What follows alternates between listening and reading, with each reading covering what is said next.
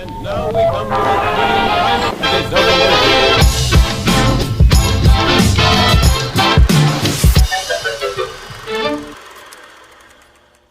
Gawa tayo ng tempura.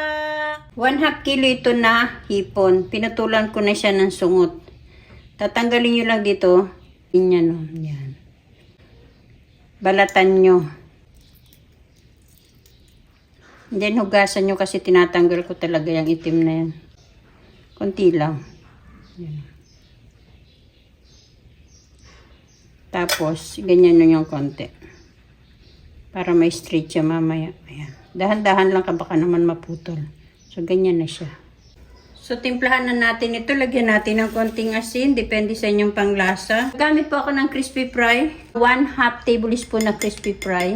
Lagyan natin ng XL na itlog. Pamintang durog. Then, i-mix natin.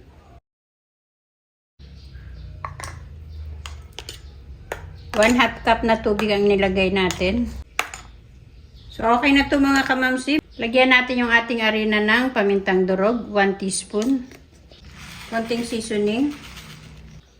Then, i-mix natin. So, okay na to. So, mag-coated na tayo mga kamamsi. Kuha tayo ng shrimp. Tapos, i-coated natin dito sa ating harina. Pagka-coated natin sa ating harina, i-coated naman natin dito sa ating mixture.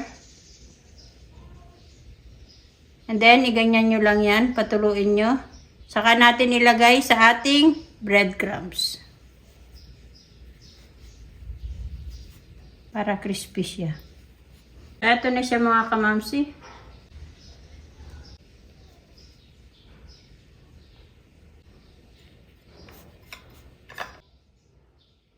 Na-coated na natin to mga kamamsi. Madali lang yung i-coated. Pag sabay-sabay nyo lang tapos. Maglagay tayo ng oil. So, ilagay na natin. Medium heat nyo yung inyong apoy. Huwag nyo i-high heat kasi masusunog ka agad-agad yung breadcrumbs.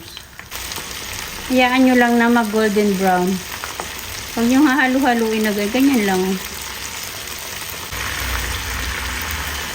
Bango!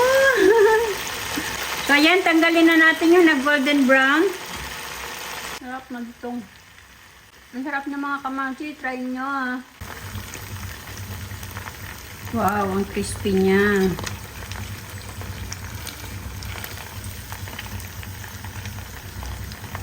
Patilian nyo po para mawala yung excess oil niya.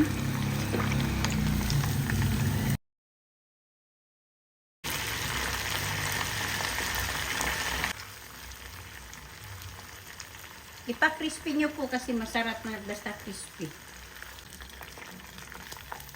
So, eto na mga kamamsi ang ating ginawa na 1/2 kilo na tempura. Gumawa lang po ako ng sausawan, suka, toyo, sili, then konting tubig, then isang kalamansi at sibuyas.